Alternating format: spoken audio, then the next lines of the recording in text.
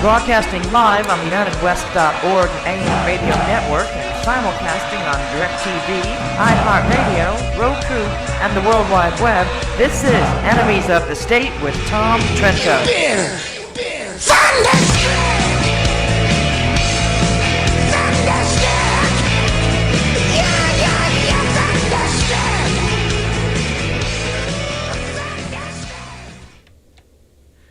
All right, happy Tuesday, everybody. And for those of you expecting to be greeted by Mr. Tom Trento, I am sorry to disappoint you. My name is Damon Rosen. I'm going to be filling in for Tom today. He is still under the weather, not feeling good. And trust me, folks, he's not looking real good either. Also, I am lacking my partner behind the glass here, Mr. J. Mark Campbell, who had some business to attend to. So I'm going to be flying the ship solo, and hopefully we make it through the next 55 hours relatively tragedy-free. We have some interesting stories today for you folks, and I'm going to go ahead and pull a few of them up here for you. And then a little bit later, Tom is going to join us from his deathbed, and he will let us know what's going through his mind and pipe in on some of these stories. I don't know how many of you were lucky enough to see Bill Hemmer this morning. Had bits and pieces of the interview with the 20-year-old Ohio jihadi that was arrested, who had planned to shoot President Obama, set off bombs outside of the Capitol building, and mow people down as they exited. And of course, all you have to do is ask the administration, and they will let you know that Islam had nothing to do with it. Unless, of course, you listen to the interview that we're going to play for you, and then you'll realize that Islam has just about everything to do with it. Some of the other stories, of course, one of the big story that we didn't get to yesterday that we wanted to, but we did our typical 15 pounds of camel poop in a 5-pound bag show and didn't get to it. But today we will. And this is a phenomenal article by the incomparable Mr. Andrew McCarthy. And this is titled, "The Benghazi Committee's Belated Interest in Hillary's Hidden Emails." And essentially, this is an indictment on the Benghazi Committee, the Congressional Benghazi Committee, and particularly an indictment of the Republicans running it. It seems that the news of Hillary, I'm above the law, Rodham Clinton's email, her private emails used for State Department business, this is not something that just came to light last week. Apparently, this is something that the Benghazi Committee knew about 6 months ago. Now, for a party looking to regain the White House after 8 years of not occupying it, you would think that they might want to get pertinent information like that out. You know, when Hillary is just demolishing every other Democrat and every Republican in every single poll, you think that might be something that should be looked into. There's the story, the Benghazi Committee's belated interest in Hillary's hidden emails. And we're going to come back to that one in a few minutes. Again, my name is Damon Rosen, filling in for Tom Trento. You are listening to WSBR Radio 740 on your AM dial here in sunny South Florida. Also in the Tampa Bay area on 1010 WHFS in Tampa Bay. Want to say to our good jihadi friends up there, Ahmed Badir and Hassan Shibli, the cultural terrorists. Another nice story. This was from Fox News. This was an exclusive on Fox News. And this was el-Sisi urges Arab-ready force to confront ISIS, questions if U.S. standing by Egypt. This was an exclusive interview that President el-Sisi did with Fox News' Brett Baer. I'm not going to play the whole interview, but I will read you some excerpts, and it really says a lot about what people, what Egyptians, what a lot of Middle Eastern people think about this administration and how it has been treating its so-called allies in the region. What else do we have today? Oh, well, we're certainly going to get into this little bit of absurdity. Jordan's King Abdullah blames the stalled peace talks for ISIS. Israeli injustices on Palestinian rights is a rallying cry, says Abdullah, although ISIS and Israel primarily fighting Hamas and the Palestinian Authority.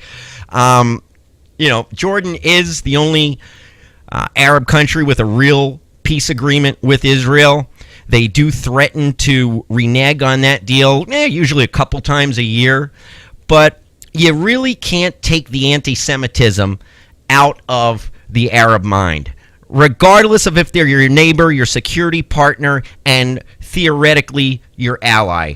Really, truly pathetic. But we're gonna touch on that a little bit later. Like I said, we're gonna have the interview with the Ohio terrorism suspect who wanted to shoot Obama in the head. Didn't have anything to do with Islam, though. Again, definitely did not have anything to do with Islam. And in a minute here, we are going to bring in the real host of the show from his bed. And he is going to chime in on a couple of our stories and whatever else that he might be on his mind. And another one of the big stories, before we bring Tom on, is the Republicans in the Senate sent Iran a letter letting them know that any nuclear agreement reached with President Obama that does not get senatorial or congressional approval will not be valid when a new president comes to office. This is a way to pressure Obama to get approval on any nuclear deal with Iran. Everyone knows Obama is trying to get a deal done regardless. In all likelihood, all indications are this is a subpar deal at best. This is a very, very bad deal that will ensure that Iran gets nuclear weapons within 10 years. Not that they don't already have them. But this basically lets Obama leave office without saying, hey, they didn't get the bomb under my watch, and kicks the can down the road to someone else. And so the senators, 47 senators, said, you know what? They warned Iran, no deal unless this deal gets congressional approval, because they have a feeling how bad it's really going to be. So without any further ado, I would like to bring on the real host of Enemies of the State, Mr. Tom Trento. How you doing, Tom? I'm alive. And no deathbed stuff, but it's been rough. You guys are doing a great job. I saw the show yesterday. It went very well. And from what I understand, Mark's a little under the weather. Also, it's been 1 week today that Alan Kornman and I were up in D.C. Covering Benjamin Netanyahu's speech and the rally, Defenders of Liberty. We were standing out in that freezing cold, and I kept complaining about it. I must have gotten sick there because I got home, and over the weekend at the studio, I start feeling terrible, and my fever went to 102, and all of this. Went to the doctor yesterday, and I tested positive for the flu. So I have never, Damon, missed a show in over 700 shows. And I probably would still be there yesterday and today, but for the fact that we're leaving for Israel in about a week. Yes, we are. We got 25 people that we're leading to Israel on a hotspots mission.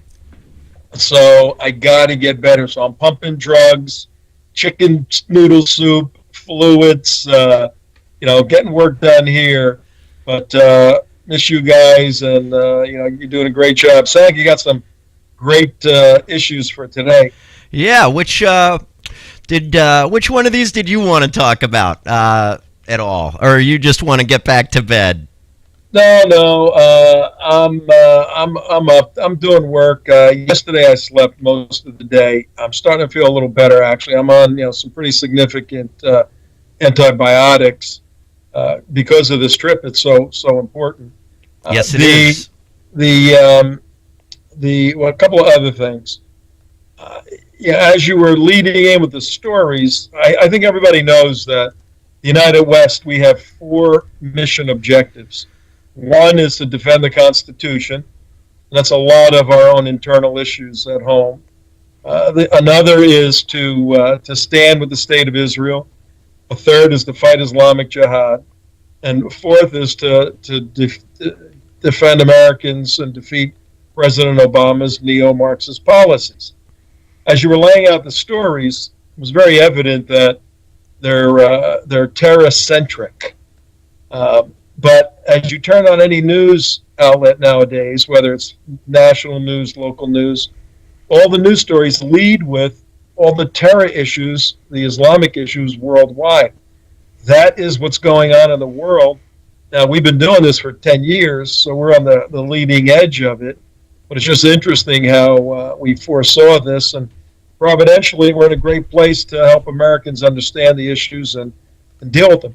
And I think the story that I would camp on, Andy Mack's story on Trey Gowdy failing, and that's what this is. This is an indictment against Trey Gowdy and his handling of the Benghazi committee, knowing that Hillary Clinton 6 months ago had bogus email situation. Well, I saw Trey Gowdy today on the news, and he said it was very slick. He's a slick prosecutor, but I think he's a Boehner guy, so we got to really watch him. He said, 6 months we've been waiting for the State Department. He said, shame on me for trusting the State Department and not getting anything in 6 months. But shame on Hillary, So he dismissed his lack of professionalism by deferring to the State Department. And that's Andy Mack's indictment of his failure. That's a great story today. Also, this jihadi who called up the Fox News anchor person and talked to her, you got to show that. I mean, yes. This is simply amazing. And for people to say, well, it has nothing to do with Islam, if you listen to what he says, it has everything to do with Islam. So there's the Trey Gowdy picture. If you listen to this jihadi in jail now who wanted to kill the president, you have to say, no, everything he's talking about has to do with Islam. So what do you have to do from there? What the left is doing. They say, well, that's not really Islam. So it's like if you drew a picture for these guys, and we are drawing pictures, they're never going to see it. So we have to work around the left and the Obama people who refuse to name the enemy, and the enemy is Islamic Jihad. Simple. Yes. So, it's just, it's something that the Egyptians and the United Arab Emirates and the Jordanians and the Canadians and the Australians can mention, but it's really nothing that our administration really cares to talk about. No, and this is the part of the information war. This administration has been co-opted by the Muslim Brotherhood operatives who have infiltrated it. Now, it sounds like a spy movie, but it happens to be our administration. We've substantiated all of those claims over and over and over. And they define the narrative. They define the context. They determine what words are allowed. And once you concede human language, once you concede emotive and didactic terms, once you take the tools of speech away from the speaker, then the words that come out become nonsensical. And they may ring merrily in the ears of nonsensical voters, which are most of the people on the left, but the serious analysts, this is nonsense. Continue countering extreme violence, extremism, all this stuff is complete nonsense. But we know that I'm fading right now. I've got about a minute left in me, and then I got to go drink hot tea, take a nap. I feel like eat some soup. Yeah, and again, I usually beat my body to a pulp to do the work. But I'm looking at the long game. We leave next week for Israel for 3 weeks, basically, on a pretty tough tour. So I got to get healthy for that. It'd be very difficult for me to go today. I'm so glad it's at least a week away. Yes. All right, Tom. Well, you feel better. And rest up. I'm sure I will see you later in the week, if not tomorrow. I'm going to try to be there tomorrow for sure. So, all right. All right, Tom. Thanks a lot for coming on, and please feel better. Thank you. Take it easy. Bye. Bye-bye. Okay, folks, that was the man, the big kahuna, Tom Trento himself. And again, my name is Damon Rosen. I am going to be the host of the show today, flying solo. Got no Tom Trento, got no J. Mark Campbell. All I got's me, myself, I, and my dog. Unless any of our semi-regular people pop in. If Imam Abdullah shows up, or possibly if Shmucky Pusnik shows up, which I've not seen around yet today. But you never know. Those guys can show up at any time. Well, I'm going to go ahead, and I want to get started on a couple of our stories. I'm working about 2 or 3 computers here at once, so I just need 1 second to get back into show mode here. And the story I'd like to start off with is Jordan's King Abdullah blames stalled peace talks for ISIS. There it is on your screen. Jordan's Abdullah blames stalled peace talks on ISIS. Now, again, folks, you can take... I don't even know where to begin with this. It's absolutely unfathomable to think that the bloody death machine known as the Islamic State can be blamed on the tiny nation state of Israel. For Jordan's King Abdullah to make a statement like that, knowing that he owes his security to Israel, essentially. Without the security agreements that Jordan has with the state of Israel, Jordan does not exist for very long. Jordan very well could be the next country to fall to ISIS. Okay? ISIS, I hate calling them ISIS. The Islamic State, which is what they are because they are both Islamic and, for the most part, functioning as a state. Certainly functioning better than the failed state of Libya. Probably better than the failed state of Tunisia. And, I'm sure there's a couple other small places over there. Yemen's not in very good shape right now. They don't even know who's ruling the country. So, Islamic State is both Islamic and a state. I'm going to go ahead and I'm going to read you the story out of Israel National News.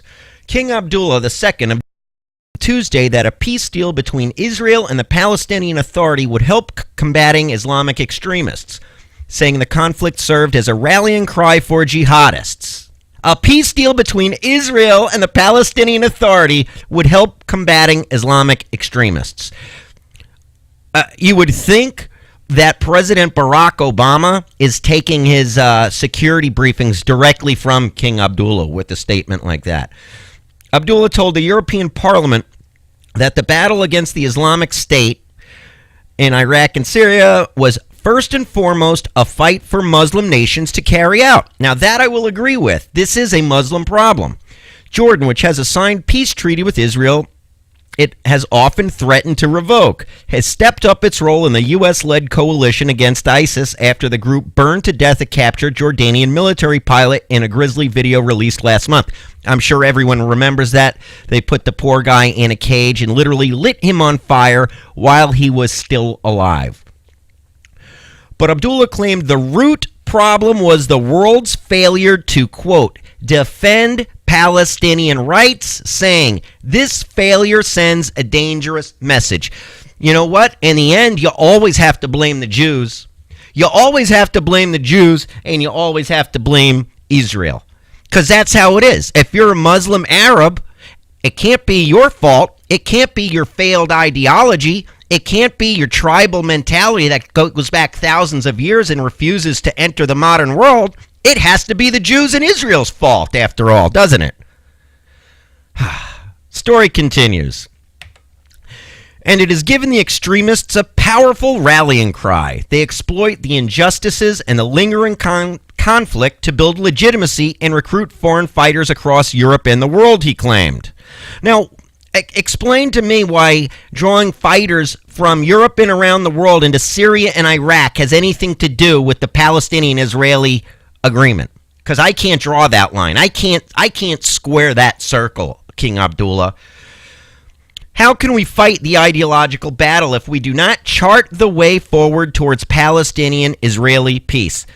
I don't know, King Abdullah, but I can tell you that a bunch of rabble-rousing, Jew-hating, Israel-hating people in greater Israel, okay, in the Gaza Strip and Judea Samaria, I could guarantee you that is not responsible for the Islamic State going around destroying thousands of years old towns, chopping off people's heads, selling them into sex slavery, and burning them alive. I really don't think that Israel giving more rights to Arab Muslim citizens than they receive in their own country has anything to do with ISIS being a death machine.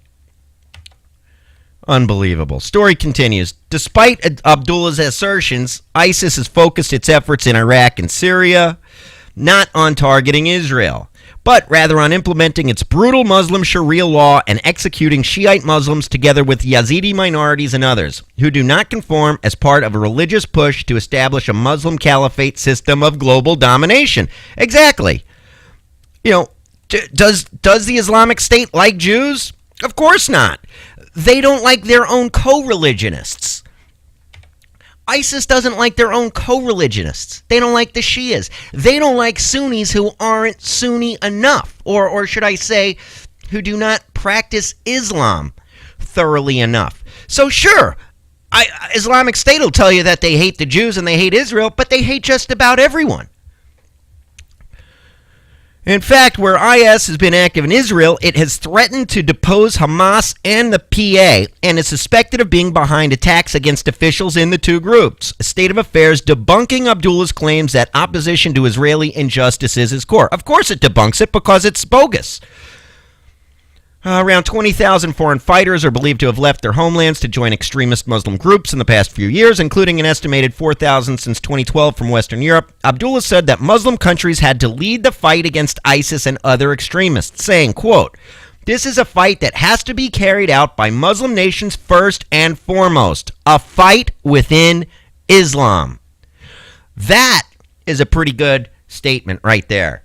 That is pretty good.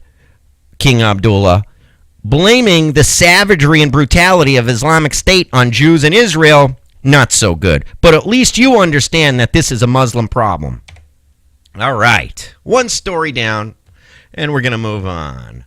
What are we going to cover next? That is the question. Let's see here. I'm going to check my emails and see what I got in the hopper. And then we'll take it from there. You're listening to 740 WSBR Radio. It is about half past the hour, almost. It's almost 4:30 on the East Coast, 1:30 on the West Coast. My name again is Damon Rosen. You are listening to Enemies of the State. Your normal host, Tom Trento, is under the weather, and my normal co-pilot is also under the weather. So I am steering the ship all by my lonesome today, and we're almost halfway through it. So far, so good, no problems. I guess I'll find out in the comments section how good it did or did not go. Let's go ahead and cover the senators, the Republican senators, sending sending a letter to the leaders of Iran, letting them know that any nuclear deal reached with our dear leader at 1600 Pennsylvania Avenue, and I use the term leader very loosely because, as most of you know, we do not view President Barack Hussein Obama as a leader. I mean, when you claim that you lead from behind in the first place, you're really not very much of a leader. What you are is you are an enabler of the evil forces around the world to take up the vacuum. A power vacuum lets the evil in. And by not getting a status of forces agreement with the Iraqis is partially why Iraq is in tatters today. Well, Lumosity is all these great exercises. I'm going to go ahead and mute that. That wasn't supposed to come in. But we have a man who has left power vacuums around the entire region. In Iraq, Iraq is a dumpster now. When George Bush won that war, thousands of American lives were left on that battlefield. Thousands and thousands of American soldiers came home and are crippled for the rest of their lives, whether it be physically or emotionally. And this president threw it all away. We have cities after cities in Iraq that were under control thanks to the United States military that are now under the control of the brutal, savage Islamic State. And why is that? That is because President Barack Hussein Obama failed to secure a status of forces agreement with the Iraqi leadership at the time. And what happens is chaos. So now it's not our soldiers fighting the Islamic State, which shouldn't have been there in the first place, but it's Iran. Iran is in Iraq fighting the Islamic State, and we are basically nowhere to be found. That, my friends, is clearly not leadership. So that brings us to the story. Firestorm erupts over GOP letter challenging Obama's power to approve Iran nuclear deal. I am going to go ahead and open up my graphics here. I apologize for the slowdown, but I'm working off of two computers, and I'm not operating either one very well right now.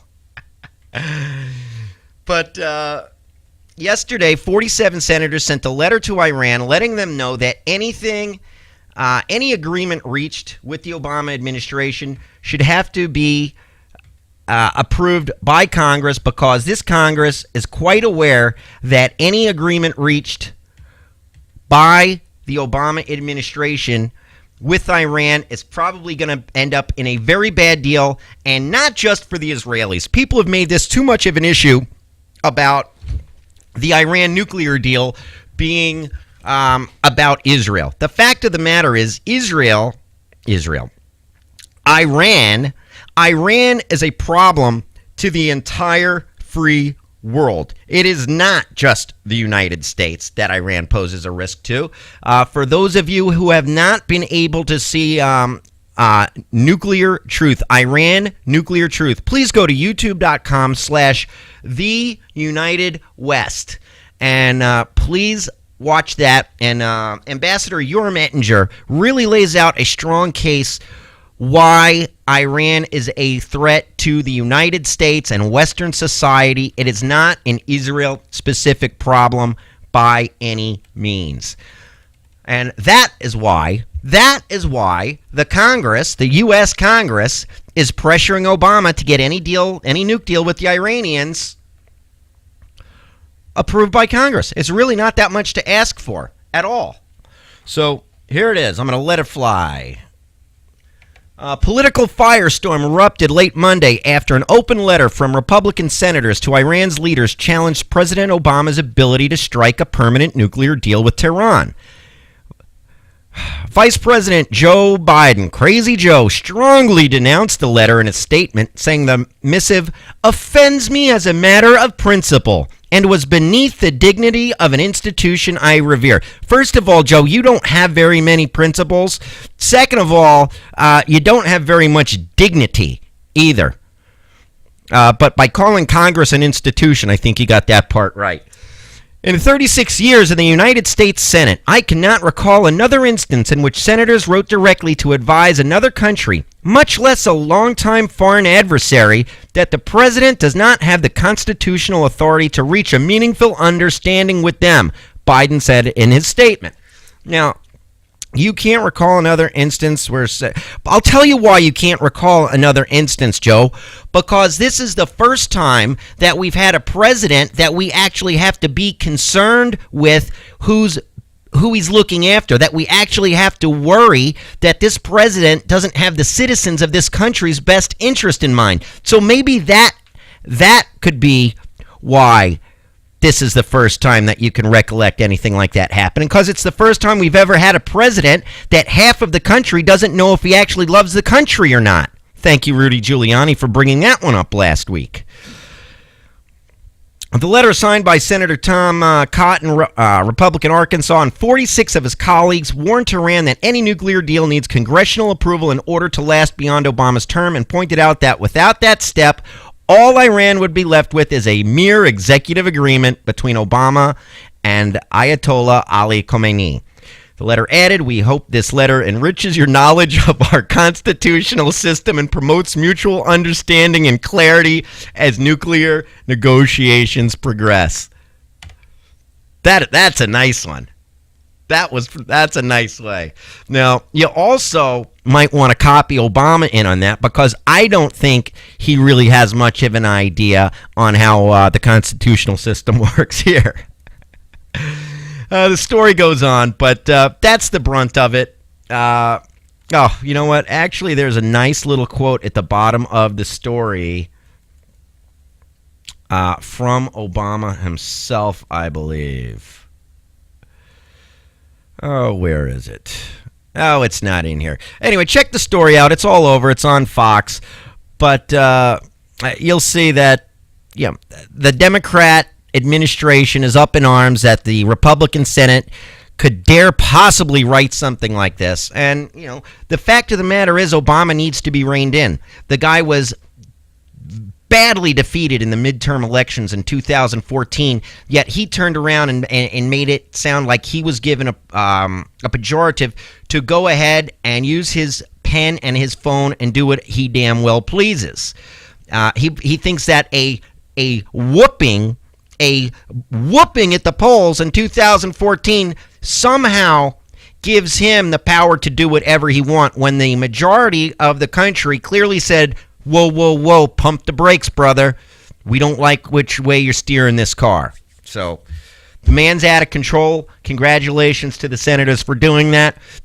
That's that one. All right, what else do we got going on here today? Let me pop up the email one more time. We've covered King Abdullah. We've covered the Senate. And we're going to get to the big one here in a minute, and that is going to be Andy McCarthy's article on the Congressional Benghazi Committee and their utter failure, the Republicans' utter failure to make known that Hillary Clinton had been doing State Department business on her private emails, and they knew this for 6 months. 6 months they knew this. Unbelievable. Last story I want to cover before we get into that, and that has to do with Egypt and General el-Sisi, the man that we should be partnering up with and helping and sending military aid to and doing everything. But this administration, of course, between the executive branch and between Hillary Clinton and her State Department, threw Hosni Mubarak under the bus, brought Mohammed Morsi of the Muslim Brotherhood into power, and when the people of Egypt decided that they had had enough backward Sharia business running their country into the ground, beneath the ground, into a cesspool of nothingness, they revolted, and they brought el-Sisi in. And he's managed to keep the peace now for over a year. Well, he did really nice interview with Bret Baier, and I'm going to go ahead and I'm going to read you some of the excerpts of it. I'm going to put up the story right here. It says, exclusive, el-Sisi urges Arab-ready force to confront ISIS, questions if U.S. standing by Egypt. Now, that's really not good when one of the few Muslim countries to actually want to defeat the Islamic State, when we can't get along, when we can't aid and help Egypt right now, there's a problem.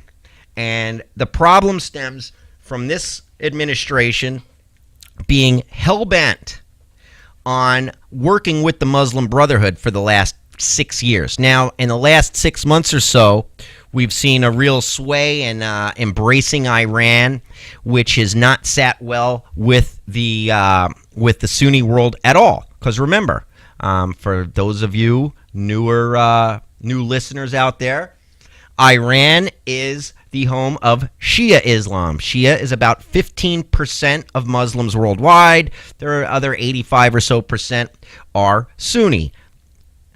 The home base for Sunni Islam is Saudi Arabia, Mecca, Medina, and most of the other countries are out there. Also, something we touched on yesterday, something that we've touched on repeatedly for those of you who are regular listeners and watchers, is every modern-day Sunni Islamic terrorist group is born from the Muslim Brotherhood. The same Muslim Brotherhood that this administration chose to bring to power in Egypt just a few short years ago, at the behest of Barack Hussein Obama, at the behest of Hillary Rodham Clinton, and her go-to girl, Umma Abedin. Umma Abedin of Muslim Brotherhood royalty. Both parents and brother, royalty. Not a good thing, but that's how it goes. You are listening to Enemies of the State on 740 WSBR Radio. My name again is Damon Rosen. I am your guest host for today. Your regular host, Tom Trento, is a bit under the weather, and my co-pilot, J. Mark Campbell, our technical director, is also under the weather. I am steering the ship solo.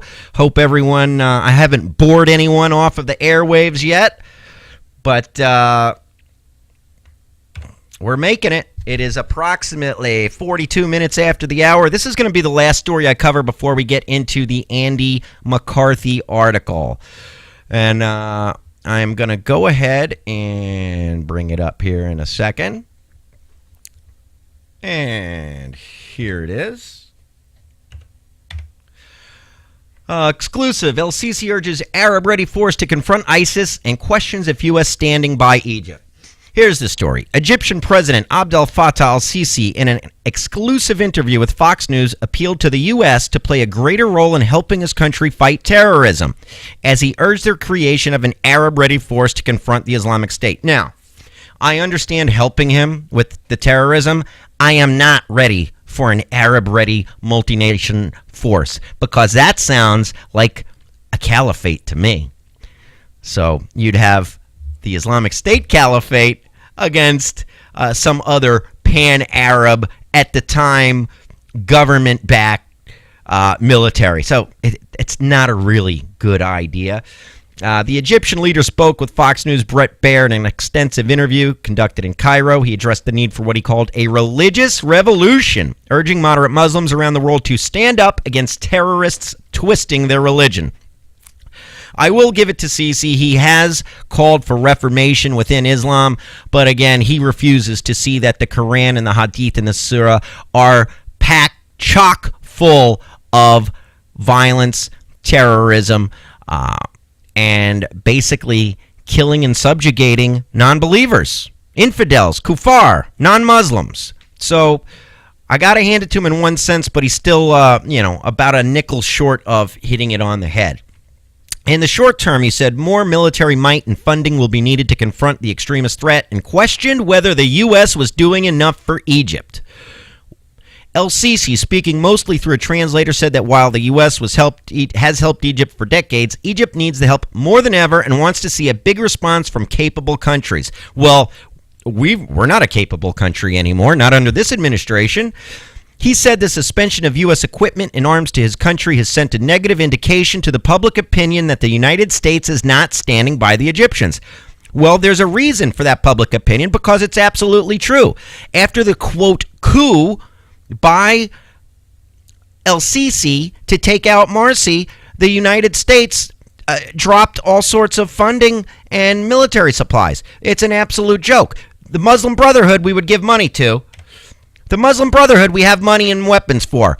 But a guy who is trying to control terrorism, we don't have anything for him. El-Sisi, who eventually took power after former President Mohamed Morsi was overthrown in 2013, was referring to aid and shipments that have been held up in the wake of Morsi's ouster. Though the U.S. continues to deliver nearly $1.5 billion a year in mostly military assistance, some high-profile shipments have been halted since the military leadership overthrew Morsi, and particularly since the military's crackdown on Islamist groups. Again, if you are the Muslim Brotherhood, the mother of all modern Sunni groups, will work with you, will give you money, will give you weapons. But General el-Sisi, educated in America, trying to run a semi-secular country, we have no help for him. Unbelievable. El-Sisi told Fox News the need for weapons and equipment remains dire, and Egyptians would like to feel that the United States is standing by them. Asked directly how he and other Arab allies view U.S. leadership in the region, he answered briefly in English, difficult questions. Unbelievable. I mean, this country would rather buddy up. The Obama administration would rather buddy up with the mullahs of Iran that have declared for the death and destruction to Israel, the little Satan, and the United States, the big Satan. He'd rather go make friends with them than help out el-Sisi, because el-Sisi took out his brothers in the Muslim Brotherhood. Very sad. Very, very sad.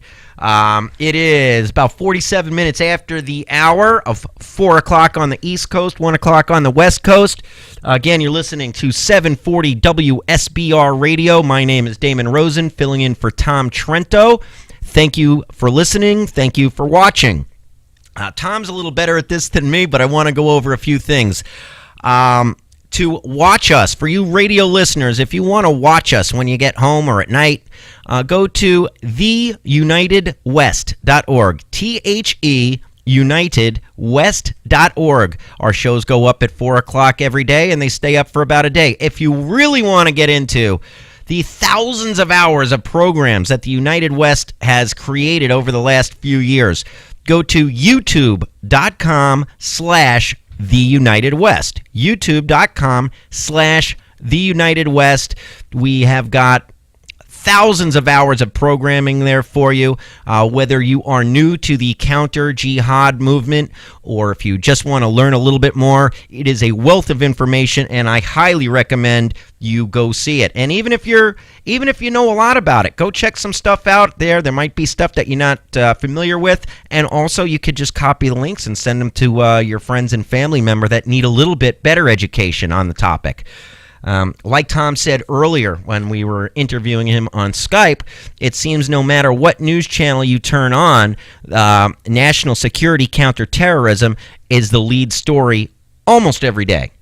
Almost every day. Now, I want to get to the big story. And this is the incomparable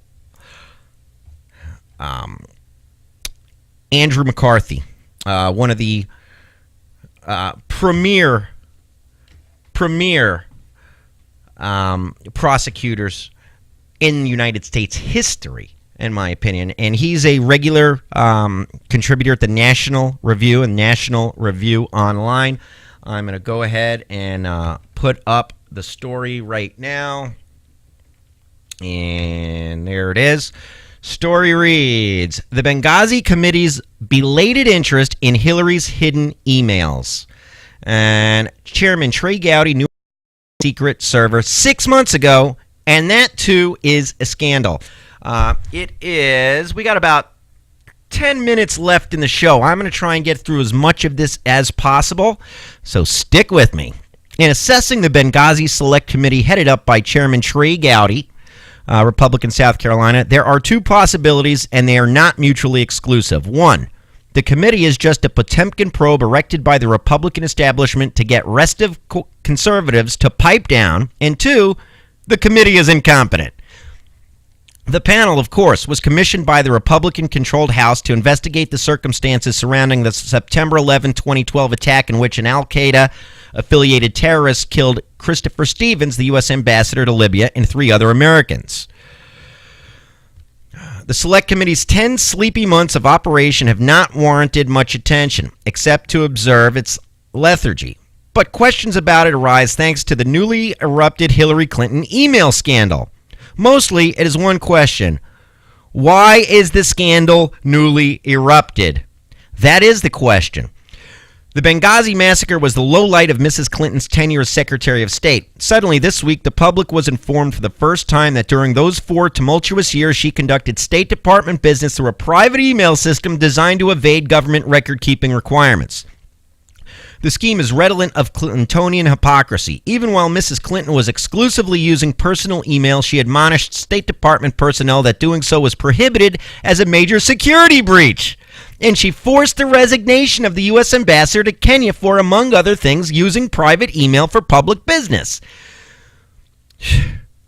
The scheme's revelation has been redolent of tendentious Clintonian parsing. Ooh, that was a big sentence for me. Suspicions that Mrs. Clinton violated not only email retention regulations, but also criminal laws are being countered by lawyerly dilations on the definition of, quote, a government record. In Washington's best headline-grabbing fashion, Chairman Gowdy leaped on the latest Clinton scandal to announce that his Benghazi committee on Wednesday issued subpoenas for all of Clinton's communications related to Libya. On the same day, the committee subpoenaed the State Department for other individuals who have information pertinent to the investigation and issued preservation letters to telecom firms directing them to retain potentially relevant documents. Basically, they are 10 months later, they're starting to get subpoenas for stuff. What on earth took them so long? Asks Andy McCarthy. In announcing the new subpoenas, Gowdy, a highly experienced prosecutor with a real courtroom flair, offered his signature biting barbs that sweep conservatives off their feet. Mrs. Clinton did not use personal email in addition to government email, he inveighed. She used personal email in lieu of government email. He authoritatively explained that she had more than one private email account. He scalded the State Department for its inability to account for Clinton's communications because they neither have them nor control access to them. Only Clinton does. Only Clinton does. This is amazing. The woman for 4 years disobeyed protocol in the State Department, something that she fired an ambassador over. Something that the Chinese or the Russians or anyone else, anonymous, could get in and grab her emails. And to say that there was nothing in those emails sensitive, then what was she doing for 4 years? Are you telling me for 4 years she didn't have any sensitive emails? Then clearly she was a horrible Secretary of State and by no means should be the next President of the United States.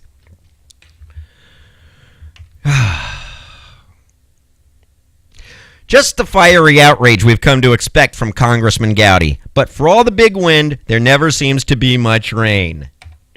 Speaking of which, Gowdy let something else slip while unburdening himself to Politico. He and his committee have known since last summer that Mrs. Clinton conducted business by private email. So what you're finding out now, Gowdy has known for at least 6 months. So what did he do about it? According to Politico, he said the committee has worked with Clinton advisors and the department to gain access to documents relating to the Benghazi attacks. He's worked with the Clinton advisors? How about you go to the State Department and say, give me everything? Fabulous.